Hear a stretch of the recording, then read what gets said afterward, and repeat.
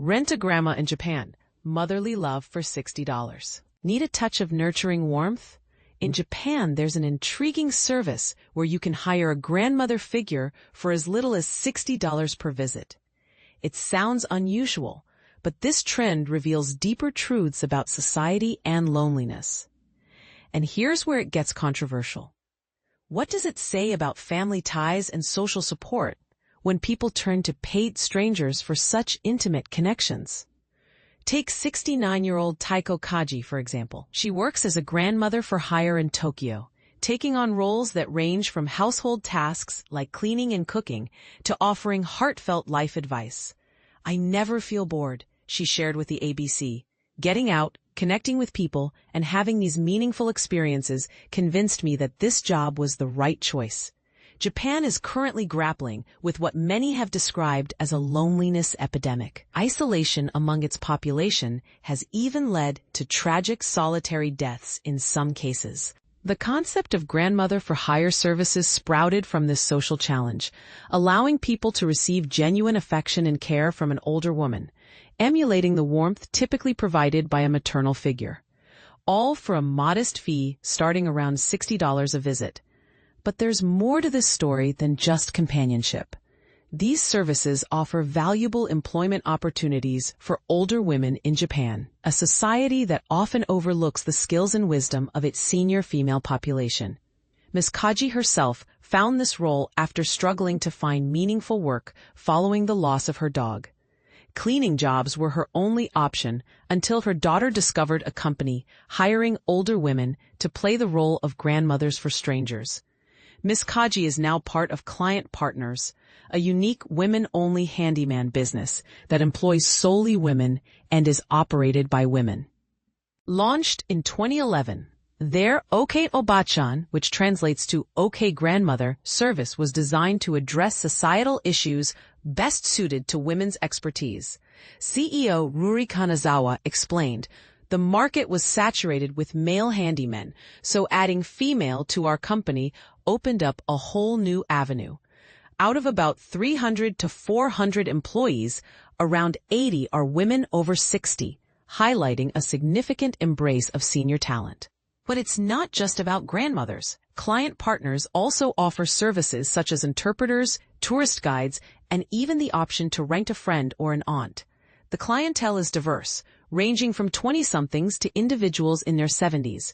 Ms. Kaji once helped a client her own age carefully pack expensive tableware, showing how these relationships sometimes blur the lines between practical help and emotional support. Kanazawa emphasized that what really sets their company apart is the emotional connection they foster.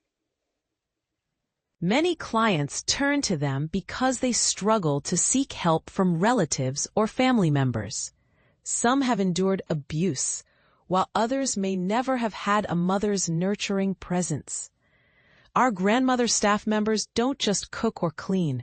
They embody the role of a caring mother, providing the nurturing warmth these clients yearn for, Kanazawa elaborated. Kaori Okano, a professor specializing in Asian studies and Japanese gender relations at La Trobe University, sees this as a meaningful opportunity for older women. These organizations place value on skills traditionally associated with housewives, she explained. For women who were previously unemployed, this work brings a sense of purpose and shows they can still be appreciated and helpful. But here's the catch.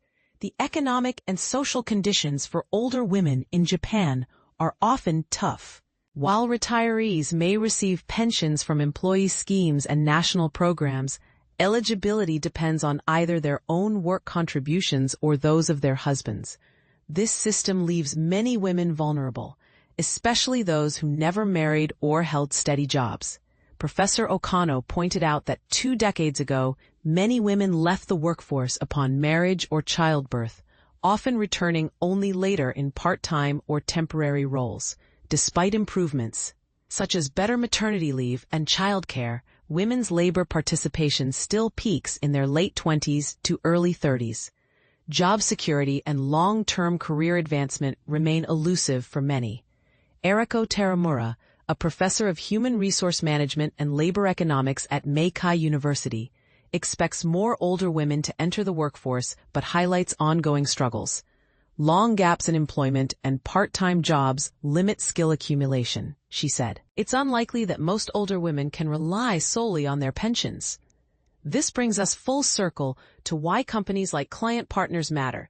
Professor Taramura views them as part of a growing movement towards social innovation that merges caregiving, community involvement, and employment for seniors. Leveraging life experience, emotional labor, and communication skills not only provides older women with income, but a renewed sense of purpose, she added. However, there's a bigger national context. Japan faces an aging population and shrinking working-age demographic, which economists warn can slow its economic growth. Policy recommendations to address this issue include closing the persistent gender employment gap and increasing immigration. The government is making steps forward. New regulations starting in 2026 will require companies to disclose their gender pay gaps and the proportion of women in leadership positions. Initiatives like these aim to encourage fairness and inclusion across workplaces. Reflecting on her experiences, Ms. Kanazawa expressed optimism. Working alongside older colleagues like Ms. Kaji has shown me the incredible resilience and wisdom they possess. They've taught me a great deal about life. So what do you think? Is hiring a grandmother figure a heartwarming solution to loneliness or a sign of deeper societal disconnect? Could this model be applied elsewhere, or does it highlight unique cultural challenges in Japan? Feel free to share your opinions and join the conversation below.